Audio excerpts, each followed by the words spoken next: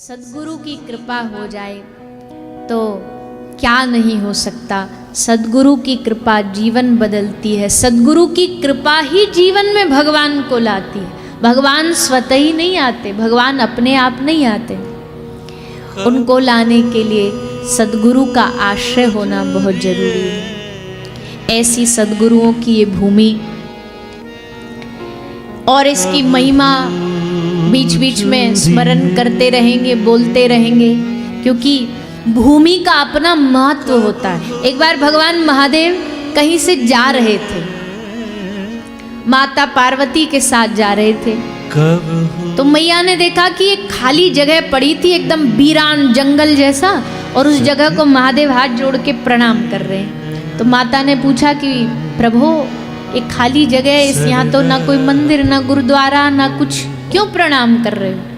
महादेव ने कहा कि इस जगह को हम इसलिए प्रणाम कर रहे हैं देवी, क्योंकि इस भूमि पे आज से 1000 साल पहले भगवान की भागवत कथा गाई गई थी, इसलिए उस भूमि को हम प्रणाम कर रहे हैं। भैया ने बोला अच्छा, वो भूमि 1000 साल पहले गाई गई, अब भी उसका तत्व परिणाम इस धरती मिट्टी में है? बोले हाँ बिल्कुल है। तो ठीक है, आगे बढ़े तो फिर एक खाली जगह मिली, फिर महादेव ने उसको प्रणाम किया। जैसे प्रणाम किया तो माता पार्वती जी ने पूछा अच्छा प्रभु यहाँ भी 1000 साल पहले कथा हो चुकी है क्या? बोले ना।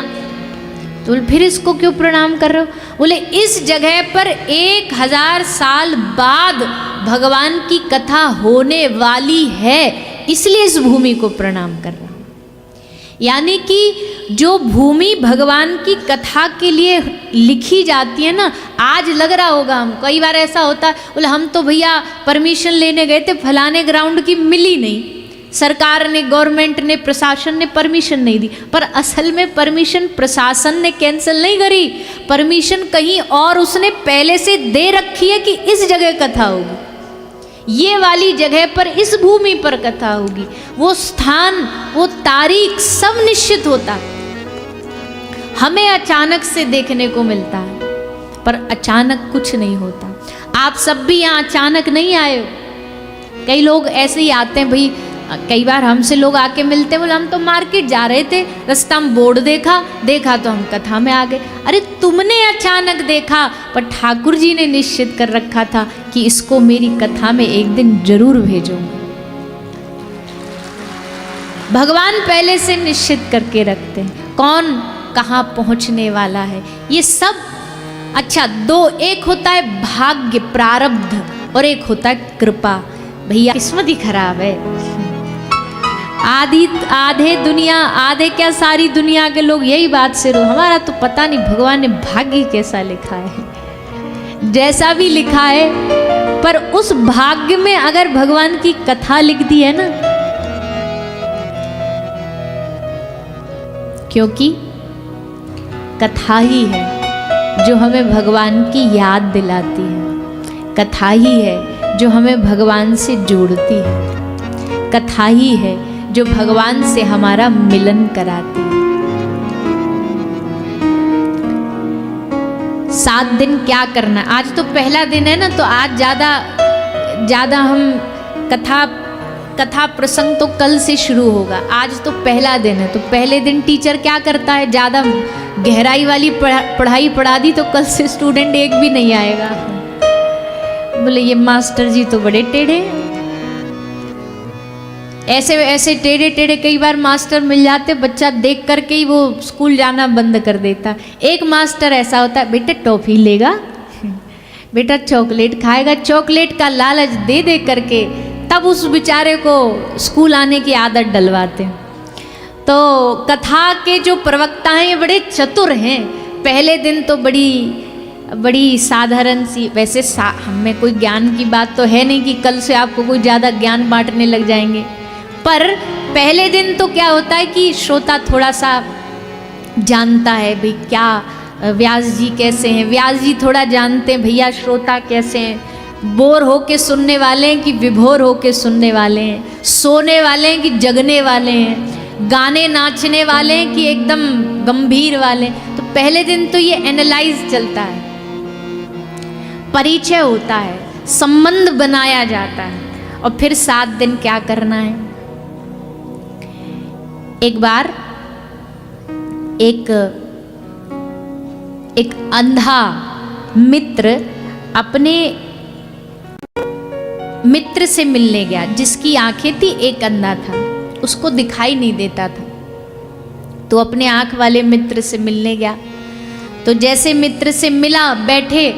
अब भैया जब 2 पुराने मित्र मिल जाते हैं और बातें चालू हो जाती हैं, बातों में भी क्या बातें, अरे भैया क्या जमाने थे वो, कैसे हम संग जाते थे स्कूल में, कैसे खाते थे पीते थे। फिर तो महाराज पूरी रामायण शुरू हो जाती है, लंबी चौड़ी। फिर समय का नहीं पता लगता आदमी को। भजन के लिए 10 मिनट बिठा लो तो 10 मिनट में 10 बार टांग दुखती है, 10 बार आसन बदलना पड़ता है, पाँव बदलना पड़ता है। और जब ऐसे किसी जगत के वार्तालाप में बैठ जाते हैं तो फिर हमें ना घड़ी की याद रहती, ना समय की याद रहती।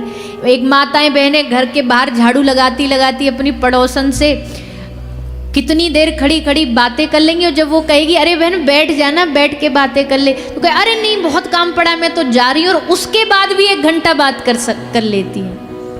वो जाने के बोलने के बाद भी 1 घंटा बात चालू रह जाती है। तो दोनों एकदम डूब गए बातों में। बोले भैया कैसे हमारे, जब हमने कितना कष्ट पाया, अरे राम राम। बात करते करते करते सांझ हो गई, सूर्यास्त होने लगा, सूरज ढलने लगा। तो जो अंधा मित्र था, दृष्टिहीन था, उसने कहा भैया अब हम चलें क्योंकि अब बहुत टाइम हो गया। बोला ठीक है भैया कोई बात नहीं, फिर मिलेंगे जल्दी। हाँ ठीक है। अंधा जाने लगा। जैसे जाने को तैयार हुआ तो उसने अपने झोला से एक लालटेन निकाली, लैंप निकाला। पुराने जमाने में जो चलते थे ना लालटेन, वो लेकर के उसको जलाया और लेकर के वापस चलने लगा। तो उस सामने वाले दोस्त ने कहा भैया बुरा ना माने तो एक बात पूछूं तुझसे। बोला जी भैया पूछो। बोले भैया तुझे तो दिखाई नहीं देता, फिर भी तू लालटेन लेकर के जा रहा है। बोले क्यों? बोले अंधेरा हो गया ना। तो बोले अरे भैया अब जब दिखाई नहीं देता तो तेरे लिए तो दिन भी रात है, दिन भी अंधेरा ही है, अलग थोड़ी ना है, फिर भी लालटेन लेके क्यों जा रहा है? तो उस अंधे मित्र ने कहा कि भैया ये लालटेन मेरे लिए नहीं है, ये मैं किसी को देखूं ये लालटेन उसके लिए नहीं है, पर किसी को मैं दिख जाऊं ये लालटेन उनके लिए, सामने वाले के लिए, कि उसे मैं दिख जाऊं, कोई मुझसे ना टकराए इसके लिए है। वैसे ही 7 दिन हम सब माया में पड़े अंधे हैं, लेकिन 7 दिन ये लालटेन लेके क्यों बैठे हैं? बोले हमको ठाकुर जी दिखें न दिखें कोई बात नहीं, पर इस 7 दिन भागवत की लालटेन लेके इसलिए बैठे हैं कि उसको हम दिख जाएं, उसकी नजर हम पर पड़ जाए। भागवत दीपक की तरह है, भागवत उजाले की तरह है। आप भागवत में आके बैठोगे ना तो वो उजाला तुम पर आएगा और ठाकुर जी की दृष्टि तुम पे पड़ेगी। ये कोई भक्त मेरी कथा में बैठा है, भगवान की नजर तभी पड़ती। अब बताओ आप किसी मदिरालय में चले जाओगे तो भगवान की नजर पड़ेगी आप पे? देखेंगे भी नहीं। आप किसी जुआ घर आपके पांव गए तो क्या भगवान की दृष्टि पड़ेगी आप पे? कभी नहीं। पर आपके पांव अगर किसी तीर्थ में गए, वृंदावन धाम में गए, बरसाना गए, ऐसे पवित्र स्थानों पर आए, कथा में आए, तो पक्की बात है कि ठाकुर जी एक बार तो ऐसा टेढ़ा करके जरूर देखेंगे। अच्छा आ गया, घूम लिया दुनिया में, खा लिए धक्के, लौट के बुद्धू कहाँ को आए? घर को आए। कहाँ जाएगा? सबरी दुनिया में घूम लो आदमी, पर आदमी कहता है ना दो बताओगे हम वो बताएंगे। जैसे आप आइसक्रीम के ठेले पे जाते हो, दुकान पे जाते हो, तो आइसक्रीम वाला नहीं एक छोटी छोटी सी उसमें आपको चखाता, टेस्ट कराता है, हमारे पास ये वैरायटी भी है, हमारे पास ये भी है, हमारे पास वो भी है। तो वैसे ही हम पहले दिन आपको थोड़ा थोड़ा सा कुछ कुछ चीज़ें चखा रहे हैं, फिर आप उसमें से डिसाइड करना कि आपको सुनना क्या। अच्छा चलो, हमने एक दो बार और भी ये विषय बोला है, आपके बीच में बोल देते। 7 दिन आपको सुनना क्या, इसके लिए हम आपको 3 ऑप्शन दे रहे हैं, ठीक है। आप जो उसमें से चुनोगे, फिर हम वैसी कथा करेंगे जो आपको पसंद है, वही कथा। तो 3 ऑप्शन में से पहला जो ऑप्शन है वो है प्रेम। प्रेम की कथा, भगवान की भक्ति की कथा, प्रेम से जुड़ी हुई कथा। पहला ऑप्शन है प्रेम। दूसरा ऑप्शन है प्रेम। और तीसरा ऑप्शन है प्रेम। मतलब आपके पास किसी भी प्रकार का कोई ऑप्शन नहीं है। ऑप्शन इतना है कि ये कथा प्रेम की है और यहाँ वही बातें करी जाएंगी, यहाँ भक्ति की ही बातें करी जाएंगी, यहाँ भगवान के प्रेम की ही बातें करी जाएंगी, क्योंकि ये कथा ही उसी लिए। भागवत की कथा व्यास जी ने लिखी इसलिए है, कथम विना रोम हर्षम द्रवशा चेतसा बिना। कथा सुन करके शरीर में रोमांच हो जाए, भगवान की याद आ जाए। रिश्ता ना होता ठाकुर जी से तो आज यहाँ उनकी कथा सुनने न बैठे होते, कथा सुन ना रहे होते, उनको याद ना कर रहे होते। बताओ, दुनिया में हम बिना किसी के रिश्ते किसी को याद करते हैं? कभी आपने बैठ करके ऐसी कभी कोरिया के प्रेसिडेंट को याद किया कि भाई बड़ी याद आ रही है उनकी? कभी किसी कोई मुल्क के किसी व्यक्ति को, किसी दुनिया के कोने में किसी व्यक्ति को हम थोड़ी ना याद करते। किन को याद करते? जिनसे रिश्ता होता है। ठाकुर जी देखी जाए तो कितनी दूरी है, पता नहीं। अगर आप ज्योग्राफिकली अगर देखो, भूगोल में देखोगे तो भगवान का जो धाम है गोलोक धाम, हमारे गौड़िया संप्रदाय में वो कहाँ है बताया गया है, कैसे लोक है, लोक के ऊपर कौन सा लोक है, फिर वैकुंठ है, फिर ये है, फिर साकेत है। ऐसे अगर देखोगे किलोमीटर में गिनोगे तो महाराज सबरी जीवन कितने ऐसे लाखों करोड़ों जीवन भी निकल जाए ना तो भी भगवान को ना पा सकते। दूर इतने और पास इतने कि अभी आंख बंद करो तो हृदय में सांस के रूप में, धड़कन के रूप में आपको महसूस हो जाएंगे। दूरी इतनी और नज़दीकी इतनी कि हर पल याद आ सकते हैं। कोई तो रिश्ता ज़रूर होगा। अगर वो याद आ रहा है तो किसी संबंध से याद आ रहा है, किसी रिश्ते से याद आ रहा है। और कभी कभी है मन है कि इसको संसार तो याद रहता, भगवान नहीं याद रहते। उसके लिए क्या करें? उसके लिए बोले फिर ऐसे ही जहाँ भगवान की कथा होती है वहाँ आ जाओ, बैठ जाओ। ये कथा बाँचने वाले और क्या करेंगे? यही तो करेंगे। ये कथा बोलने वाले, इनका काम तो यही तो है कि आपको किसी भी तरह अपने आप को भी याद दिलाते हैं ये कि भगवान की याद करो। जो सुनने वाला उसको भी भगवान की याद दिलाते हैं। तो भैया इसलिए ये कथा भगवान का स्मरण, भगवान की पहचान, भगवान की याद दिलाती है। और आपके लिए तो देखो, संसार में पता नहीं, संसार में होते होंगे बहुत सारे ऋतु हैं, सीजन्स, ग्रीष्म ऋतु, ठंड ऋतु, पतझड़ ऋतु। पर भक्त के लिए तो 2 ही ऋतु हैं, पतझड़ और बहार। पतझड़ कब है? जब भगवान की कथा सुनने ना मिले। और बहार करे जब पता लग जाए कि उनके शहर में पोंटा साहिब में भगवान की कथा आ रही है। जब पहले दिन बोर्ड देखा होगा ना, तभी समझो कि उनके लिए बहार आ गई। यही बहार है उनके लिए, यही उत्सव है उनके लिए, यही होली है, यही दिवाली है। इतना कथा उनके जीवन में आनंद देती है। कई लोग ऐसे भी, अच्छा कितने लोग हैं जो पहली बार भागवत कथा सुनेंगे 7 दिन? खैर आगे क्या होगा वो तो ठाकुर जी जाने, पर इच्छा जो लेके आए कि 7 दिन का पहली बार जो सुने। कई बार तो हमको एकदम ऐसे ना, एक अम्मा लठिया लेकर के चलती आती है और बड़ी खुश होकर बोलती, बेटा हम बड़ी अच्छी लगी आपकी कथा, और हमने जीवन में पहली बार भागवत कथा सुनी है 7 दिन तक। हमने कहा ले अम्मा, हद हो गई, सबरा जीवन निकाल दिया, हाथ में लठिया आ गई, बाल सफेद हो गए, आंख में चश्मा लगा, दांत नीचे गिर गए, तुम पहली बार भागवत सुन रही हो। तो भैया हम सबसे कहते हैं कि पहली बार में अगर सुन भी रहे हो ना, तो पहली बार में ऐसी सुनो कि ये तुम कथा को पकड़ो ना पकड़े, पर कथा तुम्हें पकड़ ले और कभी जीवन भर छोड़े ही ना, कभी ना छोड़ो। और ऐसा होता है, कई लोगों को हमने देखा है, जैसे नशेड़ी को नशे की तलब लगती है ना, मदिरा पीने वाले को मदिरा की इतनी तलब लगती है कि उसको तुम पैरों में गिड़गिड़वा लो, कुछ भी कर लेगा, बस दे दो।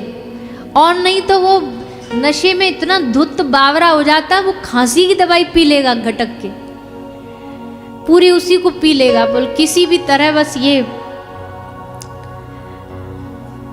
अब कई लोग हंस रहे हैं कि हाँ शराबियों की बात सुन, आपके जीवन में भी कई लोग को और वैसा नशा नहीं होता, पर कई है तो यहाँ ऐसे जरूर होंगे जिनको चाय की तलब होती है कि नहीं?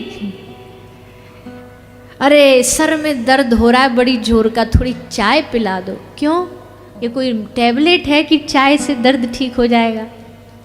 अच्छा, कई लोग कथा में आते तो एक राउंड लगा के आते हैं, मतलब हम भी चाय पीते हैं, हम मना नहीं कर रहे, हम भी पीते हैं, पर ऐसा नहीं है कि नहीं मिलेगी तो मर जाएंगे, मिल जाती है तो बढ़िया ही रहता है। कोई कह दे कि जी नहीं है उपलब्ध तो वो भी कोई बात नहीं, पर वो नशा ऐसा होता ना कि आदमी ना मिले तो शरीर कांपने लग जाएगा, सर दुखने लग जाएगा, नींद नहीं आएगी। ऐसा ही श्री भागवत के प्रसंग में ध्रुव जी ने मांगी है ये वरदान भगवान से। ध्रुव जी ने मांगा था भगवान से कि प्रभु दुनिया मांगती है कोठी बंगला बनवा दो, दुनिया मांगती है राज्य पे बिठा दो, मैं आया तो ये मांगने था कि मुझे गद्दी मिल जाए, पर अब भूल गया वो सब, अब गद्दी नहीं चाहिए, अब राजा नहीं बनना, तो तुझे चाहिए क्या? तो वो श्री ध्रुव जी महाराज कहते हैं मुझे ऐसा अपने सत्संग का नशा लगा दो कि मैं आपकी कथा के बगैर जी ना पाऊं, ऐसा मेरे भीतर तलब लगा दो। ऐसी भगवान की कथा है। तो ऐसी कथा को आप हम सब बड़े भाव आनंद रस के साथ स्नान करते हुए, डुबकी लगाते हुए 7 दिन ये कथा का रसपान करेंगे, इसका आनंद प्राप्त करेंगे। आइए भागवत जी के महात्म्य में सब प्रवेश करें। सब लोग हाथ जोड़ लेंगे और सभी हाथ जोड़ करके भागवत के महात्म्य का प्रथम श्लोक सब पाठ करें। सच्चिदानंद रूपाय सच्चिदानंद रूपाय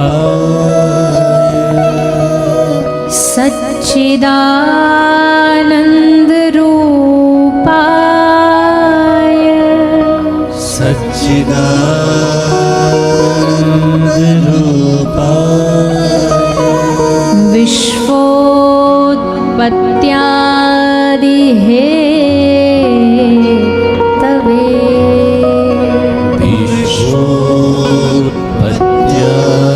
विश्वोत्पत्त्यादि हेतवे विश्वोत्पत्त्यादि हेतवे विश्वोत्पत्त्यादि हेतवे तापत्रय विनाशाय तापत्रय विनाशाय तापत्रय विनाशाय तापत्रय विनाशाय श्री कृष्णाय वयं नमः।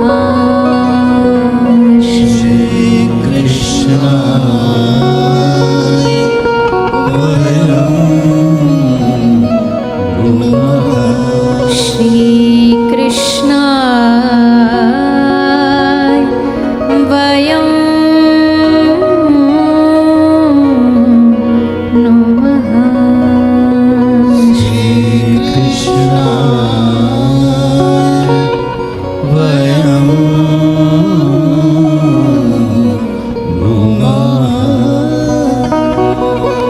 सच्चिदानंद रूपाय। भगवान का परिचय रामचरितमानस कहती है, जाने बिन ना होई प्रतीति, बिन प्रतीति ना होए प्रीति। जब भी आप किसी को अपनी छोरी भी देते हो तो उसका पूरा बैकग्राउंड चेक करते हो, उसका नाम, उसका गांव, उसकी प्रॉपर्टी, उसका काम सब पता करते हो। आप अपना दिल किसी को देते हो तो उसके बारे में पता करते हो। तो भगवान को दिल देना तो भगवान के बारे में भी तो पता होना चाहिए। क्या नाम है इनका, क्या काम है इनका, कहाँ रहते हैं, क्या करते हैं। तो सबसे पहले भगवान को 3 गुणों के द्वारा उनका परिचय कराया जाता है। कौन से गुण है? सच्चिदानंद रूपाय। सब सुनिए ध्यान से, सत्य चिद आनंद। सच्चिदानंद भगवान का ये गुण है। जैसे किसी का गुण, किसी में गुण होते, किसी में दुर्गुण। ये कौन है? बड़े दयालु हैं। ये कौन है? बड़े ईमानदार हैं। ये कौन है? बड़े निर्दयी हैं। ये गुण से, दुर्गुण से आदमी की पहचान होती है। कई लोग ऐसे होते हैं स्वरूप से सुंदर होते हैं, स्वभाव से एकदम बुरे होते हैं। और कई स्वभाव से एकदम बुरे रहेंगे, स्वरूप से सुंदर। कोई स्वरूप से बुरा होगा और स्वभाव से एकदम सुंदर हो। ठाकुर जी को कैसे पहचानोगे? बोले भगवान का सबसे पहला गुण है सत्य। सत्य कौन है? सत्य का लक्षण होता है कि जिसको कभी दुनिया में कोई मिटा ना सके, कोई खत्म ना कर सके, जिसका कभी अंत ना होता। आद सच, जुगाद सच।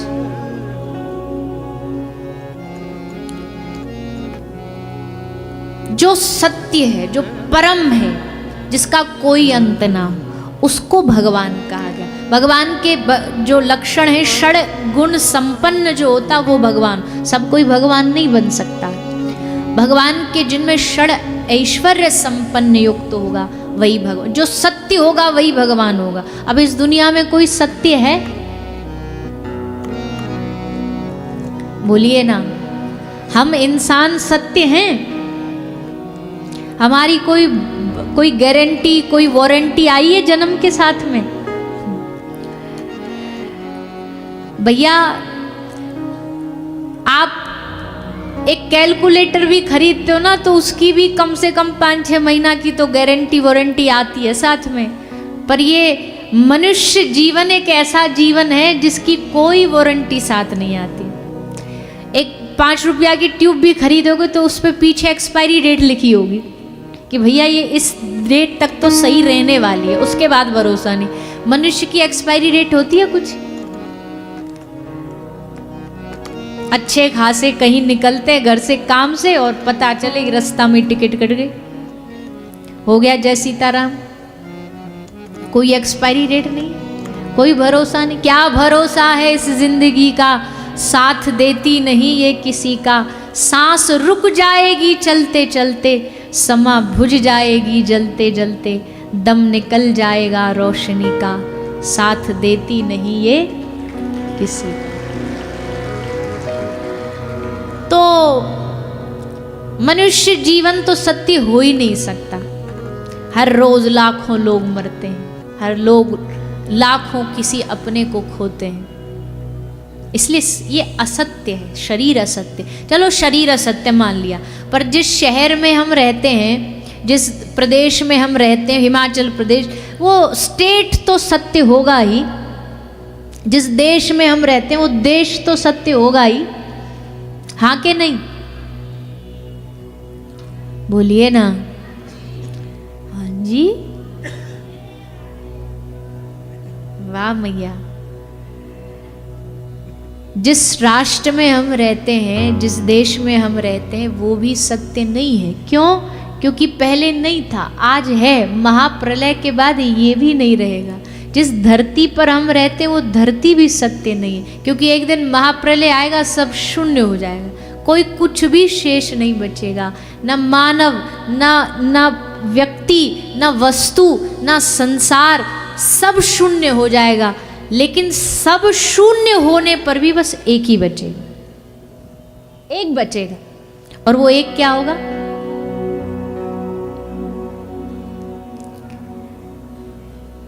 भगवान और भगवान का नाम। इसलिए कहते हैं राम नाम सत्य। दुनिया में एक ही चीज सत्य है, एक ही चीज है जो पक्की गारंटी वारंटी से है कि कभी नहीं मिटेगी। बाकी यहाँ हर चीज बदलने वाली है, हर सेकंड बदलता है। संसार हर सेकंड बदल रहा है। कैसे? पिछले सेकंड में जो हमारा जीवन था आज वो नहीं, क्योंकि हम एक सेकंड और पुराने हो गए। 1 घंटे बाद हम और बदल जाएंगे, हम और पुराने होंगे। ऐसे करते करते जीवन हर क्षण बदलाव का नाम ही जीवन है। एक चीज नहीं बदलती, भगवान और भगवान का नाम था, भगवान का नाम है, और जब कुछ भी नहीं रहेगा तब भी बचेगा तो भगवान का नाम बचेगा, केवल भगवान का। इसलिए